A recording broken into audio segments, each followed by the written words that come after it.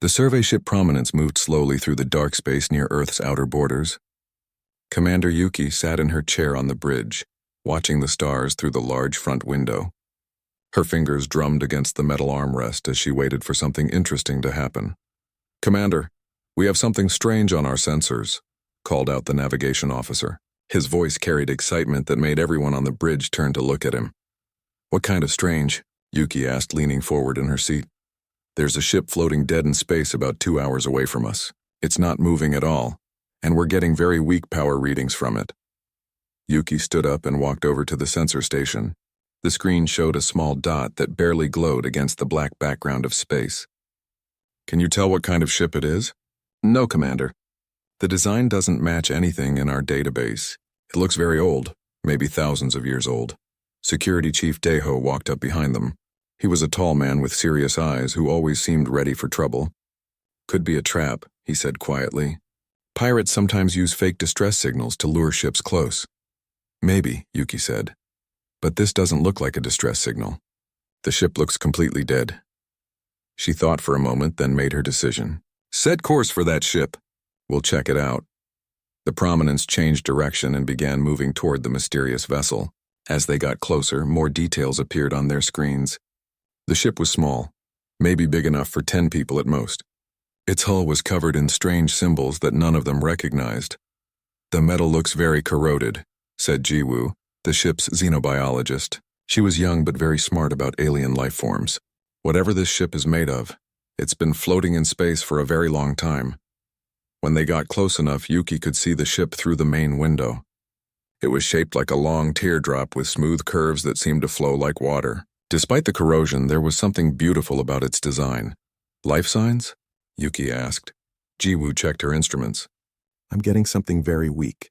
Maybe one life form, but the readings are so faint I can barely detect them. Atmosphere inside the ship?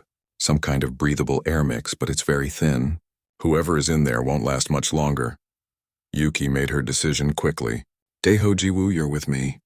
We're going aboard. Everyone else stays here and keeps the ship ready in case we need to leave quickly." The three of them put on their spacesuits and moved to the airlock. Hyun-sik, one of the human crew members, was waiting there with their equipment. "I'd like to come with you," he said to Yuki. "I've studied alien cultures, and this might be important." Yuki shook her head. "3 is enough for the first look. Stay here and monitor our communications." Hyun-sik looked disappointed but nodded. "Understood, Commander." The boarding party crossed the short distance between the two ships using their jetpacks. The alien ship's airlock was different from anything they had seen before, but Deho managed to get it open after a few minutes of work. Inside, the ship was dark and cold. Their flashlights cut through the darkness, showing walls covered in the same strange symbols they had seen on the outside. The air was thick and smelled like old metal and something else they couldn't identify. "This way," Jiwoo whispered, following her life sign detector. "The reading is coming from deeper in the ship." They moved through narrow corridors that curved in strange ways.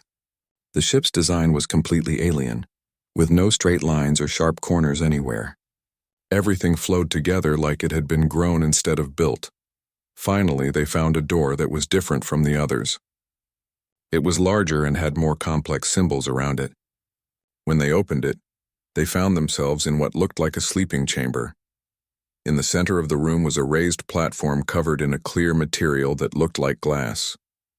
Inside was the strangest creature any of them had ever seen. It was small, maybe the size of a human child, but very thin. Its skin was so pale it was almost transparent, and they could see dark veins running underneath. It had large eyes that were closed, and its breathing was so shallow they could barely see its chest moving. "Is it dying?" Deho asked. Jiwoo ran her scanner over the creature. "Yes, but slowly. It looks like it's been in some kind of hibernation, but the system is failing." The creature was beautiful in a strange way, despite looking so fragile. Its features were delicate and refined, like a work of art. Long, thin arms lay folded across its chest, and its skin seemed to glow faintly in their flashlights. "What species is it?" Yuki asked. "I don't know. It's not in any of our databases. This could be a completely new form of life." Deho walked around the chamber, checking for any signs of danger. "Doesn't look like it could hurt anyone even if it wanted to. Pretty pathetic, really." Yuki studied the creature for a long moment. According to Galactic Council rules, They were supposed to catalog unknown species and report them. If the species seemed weak or useless, they would just leave them alone. The council had more important things to worry about than every dying alien they found in space. Can we help it? She asked Jiwoo. Maybe, but it would take time and resources. And we don't know anything about its biology. We could accidentally make things worse. Plus, what's the point? Daeho added. Even if we save it, what then? One weak alien isn't going to help anyone. Yuki nodded slowly. The security chief was right. They had their orders and their mission to think about. Document everything. Take samples if you can do it safely. Then we leave. As they worked, none of them noticed that back on the prominence, Hyunsik was watching their video feed with growing concern. He could see the dying creature on his screen, and something about its peaceful, innocent face made his heart ache. When the boarding party returned 2 hours later, they were ready to file their report and move on. The creature would be recorded as species unknown, status, dying, threat level, none. Just another entry in the Council's vast database of galactic life forms. But as their ship prepared to leave, Hyunsik made a decision that would change everything. He couldn't get the image of that dying creature out of his mind. While everyone else was busy with their duties, he quietly returned to the alien ship. He found the creature exactly as they had left it, still breathing weakly in its strange bed. Up close, he could see how young it looked, almost like a child. The thought of leaving it to die alone in the darkness made him feel sick. I don't know if you can hear me, he whispered, but you don't have to die alone. As he spoke, something impossible happened. The creature's large eyes slowly opened and looked directly at him. Hyunsik stared into the creature's large dark eyes. They were unlike anything he had ever seen before. They seemed to hold depth and wisdom that made him feel very small and young. The creature's lips moved slightly, but no sound came out. Can you understand me? Hyunsik asked softly. The creature blinked slowly, and suddenly Hyunsik felt something strange in his mind. It was like hearing a whisper, but not with his ears. The voice came from inside his thoughts. You came back, the voice said. It sounded tired and sad, but also surprised. Hyunsik's heart began beating faster. You're talking to me. In my head, yes, my kind. We speak with the mind when we are too weak for words. The creature tried to sit up, but was too weak. Why did you return? Your companions left me to die. I couldn't leave you alone like this. It didn't feel right. The creature's eyes grew wider, and Hyunsik felt waves of emotion that weren't his own. Surprise, hope, and something else he couldn't identify. What is your name? Hyunsik asked. In your language, it would mean, Whisper of the Deep. But you may call me Whisper. The creature paused, seeming to gather strength. What are you called, kind one? I'm Hyunsik. I'm human. Human. Whisper repeated the word like he was tasting it. I have never met one of your kind before. Hyunsik looked around the chamber. Are you hungry, thirsty? What do you need? I need life energy. My hibernation chamber has been failing for many cycles. I have been dying slowly. Hyunsik pulled out his emergency food supplies and water containers. Will these help? Whisper looked at the items with curiosity. Perhaps. My people can absorb nutrients in many ways when we are desperate. Hyunsik helped Whisper sit up and gave him small sips of water. The creature seemed to absorb the liquid through his skin as much as drinking it. With each sip, Whisper looked a little stronger. Tell me about your people, Hyunsik said as he continued to help. Whisper's mental voice grew stronger. We are called Veils by others. We are very old, older than most species in this galaxy. Long ago, we had great cities among the stars. What happened to them? We grew tired of war and conflict. My people decided to hide away from the younger races. We saw too much greed, too much violence. We thought it was better to be alone. As Whisper spoke, images began forming in Hyunsik's mind. He saw beautiful cities floating in space, made of the same flowing materials as the ship. He saw veils working together, their hands glowing with strange energy as they shaped reality itself. You can manipulate space and time, Hyunsik whispered, understanding flooding through him. Yes. When we are strong and bonded with others, we can bend the fabric of the universe. But the power requires trust, requires connection with other minds. Is that what's happening to us now? A connection? Whisper was quiet for a long moment. Yes, but more than that. By showing me kindness when your kind would have left me to die, you have triggered something ancient, a bonding ritual that hasn't happened for thousands of years. Hyunsik felt a warmth spreading through his mind, like sunshine after a cold night. What does that mean? It means I am bound to you now as you are to me. My strength becomes yours to call upon, and your emotions feed my power. We are partners now, whether we chose it or not. The idea should have scared Hyunsik, but instead he felt peaceful. I don't mind being connected to you. You seem lonely. I have been lonely for so very long. Whisper's mental voice carried deep sadness. My ship was damaged in a storm between stars. I have been drifting and dying for many years. Hyunsik helped Whisper eat some of his food supplies. With each bite, the creature grew stronger, and their mental connection became clearer. What will happen now? Hyunsik asked. Other Veils will sense our bonding. They are scattered across the galaxy, hiding on distant worlds and in secret places. They will be curious about what has awakened the old bonds. Will they be angry? Some will be. They chose isolation for good reasons. Many of my people believe the younger races cannot be trusted with our power. As if to prove Whisper's words, Hyunsik heard his radio crackling. Hyunsik, where are you? It was Commander Yuki's voice, and she sounded worried and angry. I have to go back to my ship, Hyunsik told Whisper, but I'll come back for you. No.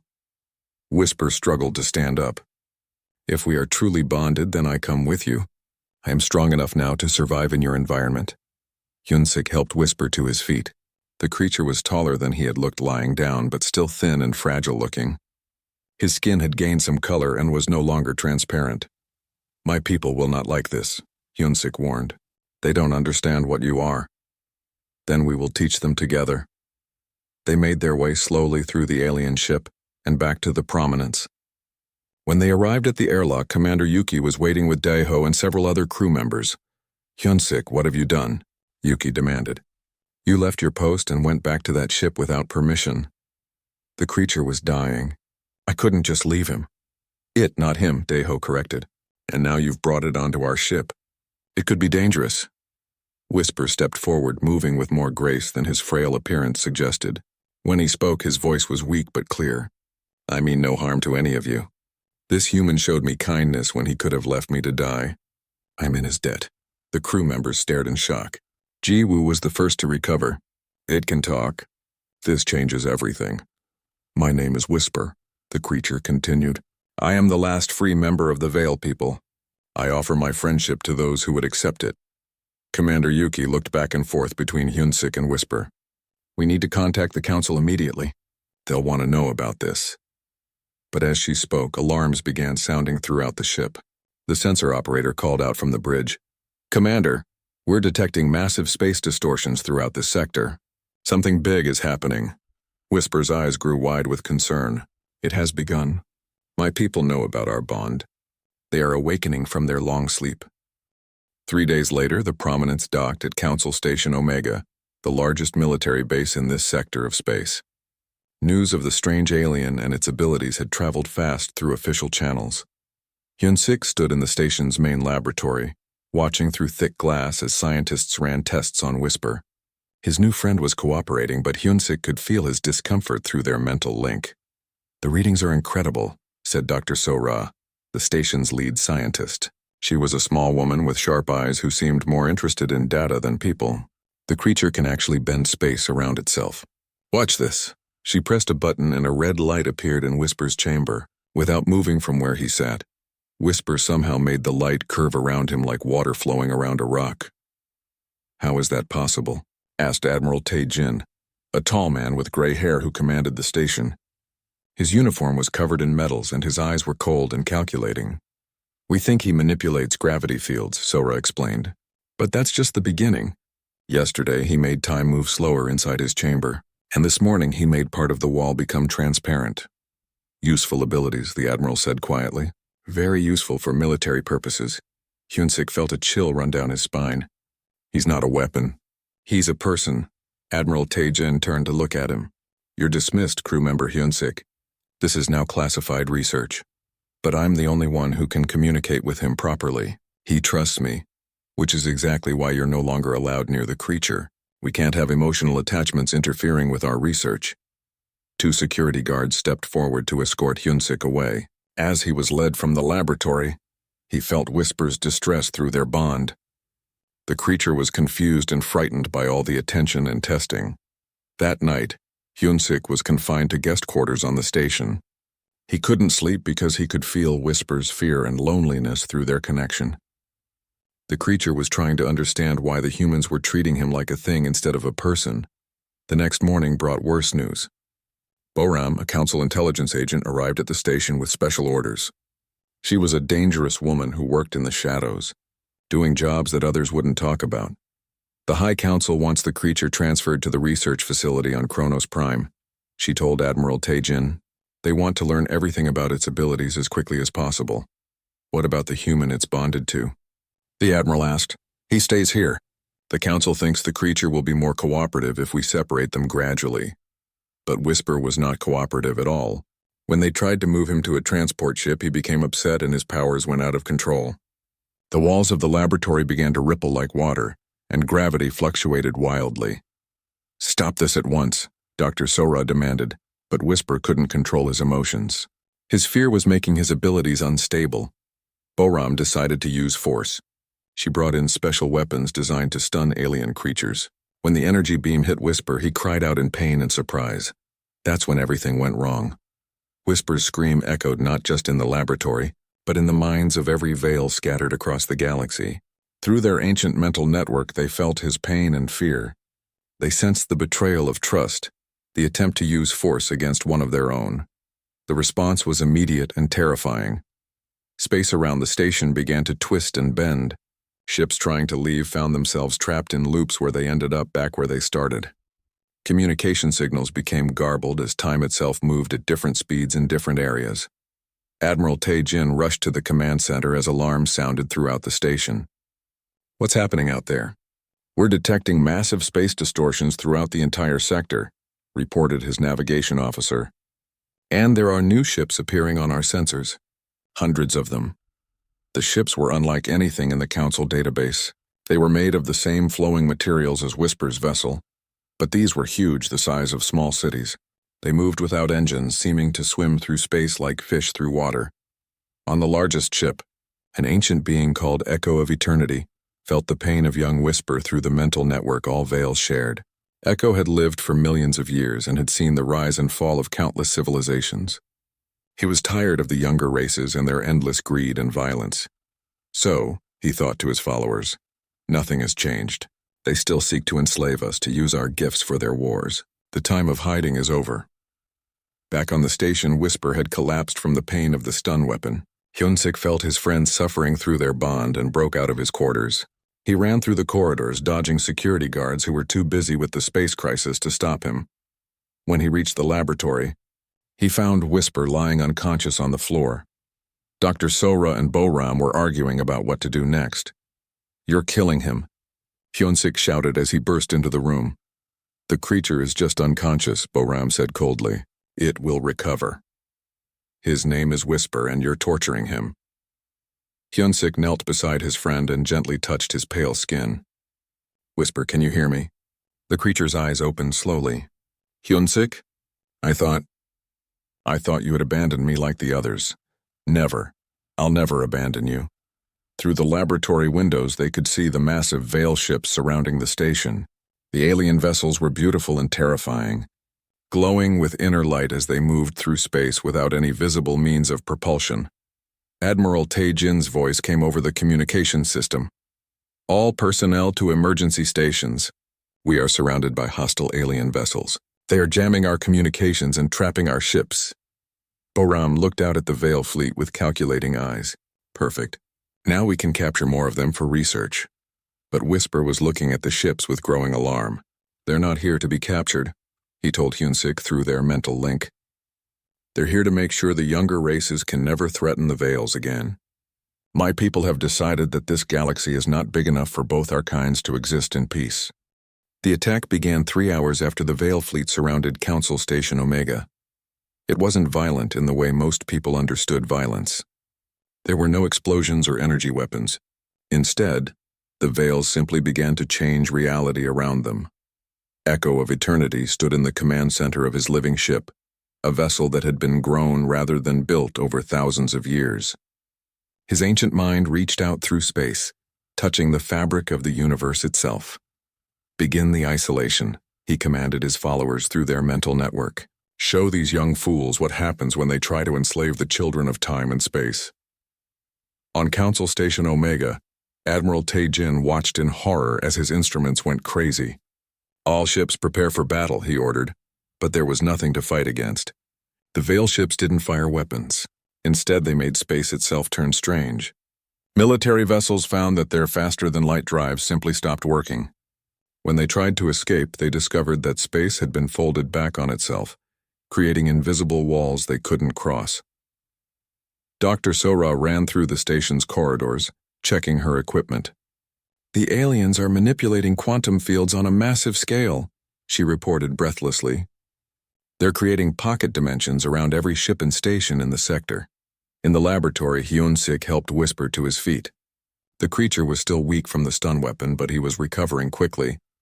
"What are your people doing?" Hyun-sik asked. "They are cutting off this entire region of space from the rest of the galaxy," Whisper explained sadly. "No ship will be able to leave. No communications will get through. You will all be trapped here forever. But that includes you too." "Yes. My people see our bond as proof that I have been corrupted by the younger races. They would rather lose me than risk the secrets of our power spreading." Through the station's windows, they could see the effects spreading beyond the immediate area. The stars themselves seemed to be moving, shifting positions as the veils reshaped space around them. What had once been clear paths between solar systems now led to dead ends or circular routes that went nowhere. Boram burst into the laboratory with a squad of soldiers. "The creature knows what's happening. Make it stop this attack." Whisper looked at her with sad, ancient eyes. "I cannot stop what has already begun. My people have made their choice. They believe the younger races will never change." "Then we'll force you to fix this," Boram snarled, raising her stun weapon again. "No." Hyun-sik stepped between them. "Haven't you done enough damage? This whole mess started because you tried to use force against him. Get out of the way, human. This is bigger than your feelings for one alien." As Boram prepared to fire, alarms began sounding throughout the station again. This time the threat was much closer. Veil boarding parties were materializing directly inside the station's corridors, having phased through the hull as if it were made of air. The Veils who appeared were different from Whisper. These were ancient beings who had lived for thousands of years, and their power was immense. They moved like ghosts, sometimes solid, sometimes transparent. When station security tried to shoot them, the energy beams passed right through their bodies. Admiral Tae-jin's voice came over the communication system, filled with panic. "All hands, we are being boarded by hostile aliens. They are immune to our weapons. Fall back to the central core and establish defensive positions." But there was nowhere to fall back to. The ancient Veils simply walked through walls and locked doors as if they didn't exist. They weren't there to kill, though. They were there to judge. In the station's main command center, Echo of Eternity materialized like smoke becoming solid. He was tall and thin like Whisper, but his skin was darker and covered in intricate patterns that seemed to shift and move. His eyes held the wisdom and weariness of millions of years. Admiral Tae-jin tried to draw his weapon, but found that his hand wouldn't move. Echo had frozen time around him, leaving only his mind free to think and observe. "So," Echo said, his voice echoing strangely in the enclosed space, "you are the one who ordered our child to be tortured for your military advantage." "We were just trying to understand," the Admiral managed to say through frozen lips. "Understanding through force. Cooperation through imprisonment. The same old songs your kind has always sung." Echo walked around the command center, observing the equipment and displays with ancient curiosity. "Do you know how many civilizations I have watched rise and fall? How many times I have seen this same pattern repeat?" Throughout the station, other ancient Veils were having similar conversations with the crew members they encountered. Each human was frozen in time while the Veils examined their memories and intentions. In the laboratory, a female Veil appeared before Hyun-sik and Whisper. She was beautiful in an otherworldly way, with silver skin and eyes that sparkled like stars. Her name was Dawn of Understanding, and she had been alive since before humans learned to use fire. "Little brother," she said to Whisper, "why have you bonded with this young creature? Can you not see what his kind truly is?" "This one is different," Whisper replied, standing protectively near Hyun-sik. "He showed me kindness when he could have left me to die. He asked for nothing in return. Dawn looked at Hyunsik with eyes that seemed to see into his soul. Is this true, small human? Do you seek no advantage from your bond with our kind? Hyunsik felt the weight of her ancient gaze. I just didn't want him to die alone. That seemed wrong to me. And now? Now that you have seen what power he possesses, what do you want from him? The question hung in the air like a challenge. Hyunsik could feel that his answer would determine not just his own fate, but possibly the fate of everyone on the station. I want him to be happy, Hyunsik said simply. I want him to find his people and not be lonely anymore. Even if that means he has to leave me behind. Dawn of Understanding tilted her head, surprised by the answer. Through the Veil mental network, she shared what she had heard with Echo of Eternity and the others. On the command deck, Echo paused in his examination of Admiral Taejin's memories. Interesting, he murmured. Perhaps this batch of young ones contains a few who might be worth preserving. But even as he considered this possibility, reports were coming in from across the galaxy. Other ancient Veils had awakened from their long hiding and were beginning to dismantle the infrastructure that held galactic civilization together. Trade routes that had existed for thousands of years simply vanished as the Veils folded space to make them impassable. Entire star systems found themselves cut off from the rest of the galaxy, their communication networks severed by beings who could manipulate electromagnetic fields with thought alone. On distant worlds, governments that had ruled for centuries discovered that their faster-than-light ships no longer worked. The Veils had subtly altered the laws of physics in local space, making advanced technology impossible to operate. The message was clear. The age of the younger races was ending. The Veils had decided that the galaxy was not big enough for both their kinds to coexist. Only one species would survive to see the next million years. But in a small laboratory on Council Station Omega, a young human and his alien friend were about to prove that maybe, just maybe, there was another way forward. 2 weeks had passed since the Veil awakening began. Reports from across the galaxy painted a picture of complete collapse. The great trade networks that connected thousands of worlds had been severed. Military fleets found themselves stranded in space, unable to use their faster-than-light drives. Entire civilizations were cut off from each other, trapped in their own solar systems. On Council Station Omega, Hyunsik sat in the observation deck with Whisper, watching the ancient Veil ships that surrounded them. The massive vessels moved slowly through space like sleeping giants, beautiful and terrifying at the same time. Your people are really going to destroy galactic civilization? Hyunsik asked. They don't see it as destruction, Whisper replied through their mental link. They see it as returning the galaxy to its natural state. Before the younger races learned to travel between stars, the galaxy was peaceful. But millions of people will die without the trade routes and supply lines. My people know this. They believe it is necessary to prevent a greater evil. Hyunsik felt his friend's sadness through their bond. Whisper didn't agree with what his people were doing, but he understood their reasoning. The Veils had seen too many civilizations rise and fall, each one making the same mistakes, each one eventually trying to use force to get what they wanted. 2 other humans joined them in the observation deck. Mira was a diplomat who had been aboard the station when the crisis began. She was smart and good at talking to different kinds of people. Jinwoo was a cultural expert who studied how different species thought and behaved. We've been thinking about your situation, Mira said to Hyunsik. There might be a way to stop this war before it gets worse. The ancient Veils won't listen to us, Hyunsik pointed out. They think all younger races are the same. But they might listen to you and whisper together, Jinwoo suggested. You've proven that humans and Veils can form genuine partnerships. That's something they haven't seen in thousands of years. Whisper's mental voice was doubtful. Echo of Eternity is very old and very set in his ways. He has seen countless species promise peace while preparing for war. Then we need to show him something different, Mira said. We need to prove that humans have evolved beyond what he expects. Over the next few days, the 3 humans worked with Whisper to develop a plan. It was dangerous and probably hopeless, but it was the only chance they had to prevent the complete destruction of galactic civilization. Using Whisper's abilities, they would travel to Echo of Eternity's ship and request a formal meeting. But they wouldn't go as representatives of the Council or any government. They would go as individuals, speaking only for themselves. The Council won't like this, Mira warned. We'll be acting without any official authority. The council is what got us into this mess, Hyun-sik replied. Maybe it's time to try a different approach. Admiral Tae-jin was still frozen in time most of the day, released only for brief periods to eat and sleep. When he heard about their plan, he was furious. You can't negotiate with those creatures without proper authorization, he shouted. I forbid it. You're not in a position to forbid anything, Jin-woo pointed out calmly. Your military approach failed completely. Maybe it's time to try diplomacy.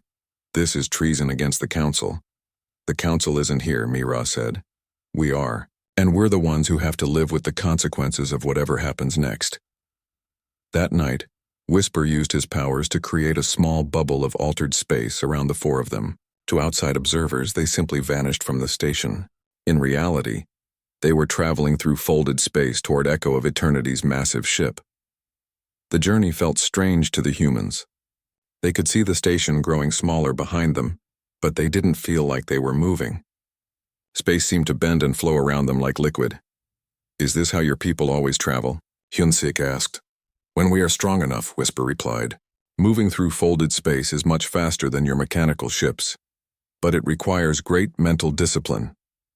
As they approached Echo's vessel, the humans got their first close look at an ancient Veil ship. It was enormous, easily the size of a small moon. Its surface was covered in flowing patterns that seemed to pulse with inner light. There were no visible engines or weapons, just organic-looking curves that suggested the ship had grown rather than been built. It's beautiful, Mira whispered. It's alive, in a way, Whisper explained. My people don't build ships the way yours do. We grow them over centuries, shaping them with our minds and will. They landed in what seemed to be a docking bay, though there were no mechanical systems visible. The ship simply opened a space for them to enter, then closed around them like skin healing over a wound. Inside, the ship was even stranger than outside.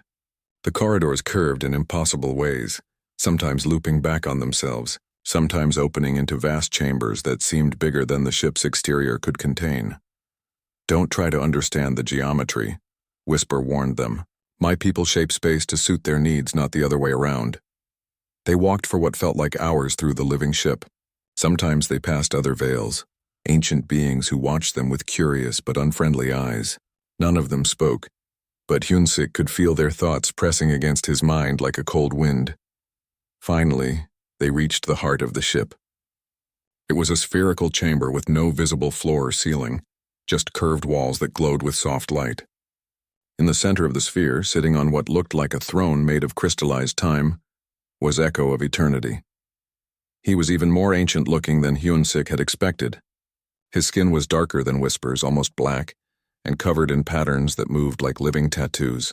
His eyes were deep and sad, holding the weight of millions of years of experience. So, Echo said, his voice echoing strangely in the curved chamber.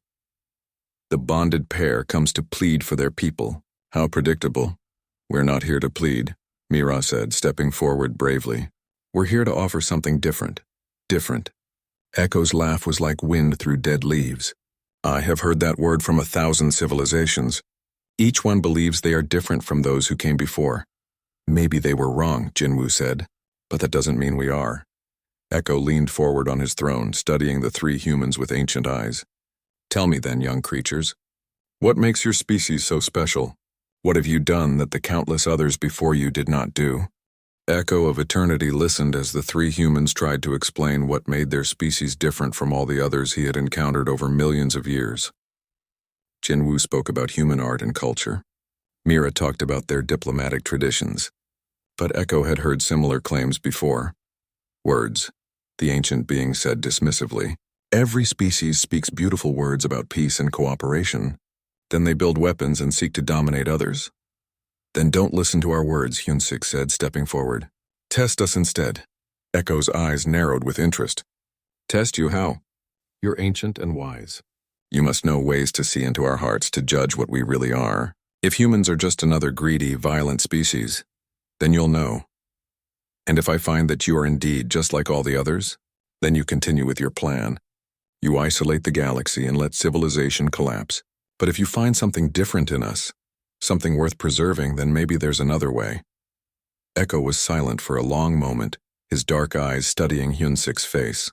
Through the Veil mental network, he consulted with other ancient beings scattered across the galaxy. "Very well," he said finally. "I will create a test. But it will not be gentle and it will not be easy. The test will reveal your true nature, not the noble face you show to the world." The chamber around them began to change. The walls shimmered and became transparent, showing views of space outside.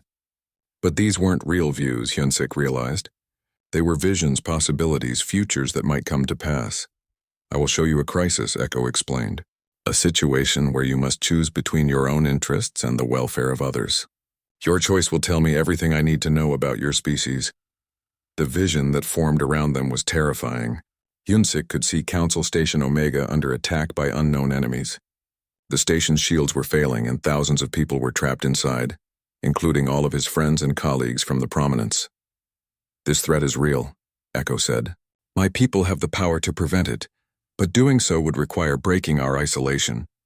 It would mean returning to the galaxy we have abandoned." In the vision, Hyunsik could see Admiral Taejin and his crew fighting desperately against overwhelming odds. Dr. Sora was trying to evacuate civilians while Boram led security teams in a hopeless battle. "The only way to save them," Echo continued, "is for Whisper to sever his bond with you. He must return to us completely, abandoning the connection that has awakened our people from hiding. If he remains bonded to you, we will not have the unity of purpose needed to act." Hyunsik felt his heart breaking as he understood what Echo was asking. Through their mental link, he could feel Whisper's anguish as well. Their bond had become the most important thing in both their lives. It was friendship and family and understanding all wrapped together. "If Whisper breaks our bond," Hyunsik asked, "what happens to him?" "He becomes fully one of us again. He will live forever among his own people, honored and cherished, but he will never be able to form such a connection with another being again. The bonding ritual can only happen once." Hyunsik looked at his friend, seeing the pain in Whisper's large, dark eyes. "And if he doesn't break the bond? Then my people remain divided. Some will want to help because of what you have shown us, but others will refuse to act. While we argue among ourselves, everyone on that station dies." The vision around them intensified, showing the station's final moments of destruction in horrible detail. Hyunsik could see people he knew and cared about dying in the flames. Mira and Jinwoo looked at him with understanding and compassion. They knew what choice he had to make, even if it broke his heart. "Whisper," Hyunsik said aloud. "You have to go back to your people." "No." Whisper's mental voice was filled with pain. "I won't leave you. You're the first being in centuries who has shown me true friendship. And because you're my friend, I can't let thousands of people die just to keep you with me." Hyunsik reached out and gently touched Whisper's pale hand. "Your people need you. Those people on the station need you. I need you to save them, even if it means losing you forever." Tears ran down Whisper's face the first time Hyunsik had seen his friend cry. "You would give up our bond? Give up the connection that makes us both stronger? I would give up anything to keep you safe and happy. That's what friends do." Echo of Eternity watched this exchange with growing amazement. In all his millions of years, he had never seen a member of a younger race willingly sacrifice something so precious for the welfare of others. Most beings would have tried to find a way to keep their advantage while still looking heroic. Through the Veil mental network, other ancient beings were witnessing Hyunsik's choice. Dawn of Understanding, who had examined him back on the station, sent waves of surprised approval. Even the most cynical of the ancient Veils were reconsidering their judgment of humanity. "Wait," Echo said, raising a hand to stop Whisper from severing their bond. "The test is complete, but I haven't broken our connection yet," Whisper said, confused. "The test was never about breaking the bond. It was about whether you would be willing to break it for the welfare of others." Echo stood from his crystalline throne, his ancient face showing something that might have been hope. "Your choice, young human, has shown me something I thought I would never see again. True selflessness from a member of a younger race." The terrifying vision of the station under attack faded away, replaced by the normal view of space outside. Hyunsik realized that the crisis had been an illusion, a test created by Echo's incredible powers. "Your people are safe," Echo assured him. "There was never any real danger, but your willingness to sacrifice your most precious connection to save them tells me everything I need to know about humanity's potential." Through the Veil mental network, Echo shared what he had witnessed with every member of his species across the galaxy. The response was immediate and profound. Ancient beings who had hidden for millennia began to reconsider their decision to isolate the galaxy. "We will call off the awakening," Echo announced. "The trade routes will be restored, and the younger races will be allowed to continue their development. But there will be conditions." "What kind of conditions?" Mira asked. "The Veils will return to galactic society, but only as partners, never as servants or weapons. Any species that tries to force or coerce our cooperation will be cut off immediately, and humans will serve as ambassadors between our kinds, teaching others the lessons you have learned." Hyunsik felt overwhelmed by the responsibility. "I don't know if I'm qualified for that." "You are more qualified than you know," Echo said with something that might have been a smile. "Your bond with Whisper will serve as the template for all future partnerships between Veils and younger races. You will teach others that true strength comes not from domination, but from willing cooperation." In the days that followed, the galaxy began to return to normal, but with significant changes. The ancient Veil ships didn't disappear back into hiding. Instead, they took positions at key points throughout known space, their presence serving as both protection and warning. Hyunsik found himself appointed as the first human Veil ambassador, a position that didn't exist before but was now crucial to maintaining peace. With Whisper at his side, he traveled to different worlds, teaching diplomats and leaders how to approach the Veils with respect rather than greed. On Council Station Omega, Admiral Taejin was quietly reassigned to a desk job. Dr. Sora was allowed to continue her research, but under strict ethical guidelines established jointly by humans and Veils. Boram disappeared entirely, reportedly reassigned to duties that kept her far away from any alien contact. The Galactic Council itself underwent major reforms, adopting new policies that prioritized cooperation over exploitation. The old ways of treating weaker species as resources to be used were officially banned. 6 months after the crisis, Hyunsik stood on the observation deck of a new type of ship, one designed jointly by human engineers and Veil craftsmen. It could travel through folded space like a Veil vessel, but it also carried the life support systems needed by younger races. "Are you happy with how things turned out?" he asked Whisper, who was standing beside him watching the stars. "Yes," Whisper replied through their bond. "My people are no longer alone, and yours are learning to be better than they were. It is more than I ever hoped for when I was dying in that derelict ship. Do you ever regret bonding with me? You could have had a normal life among your own people." "Normal is overrated," Whisper said with gentle humor.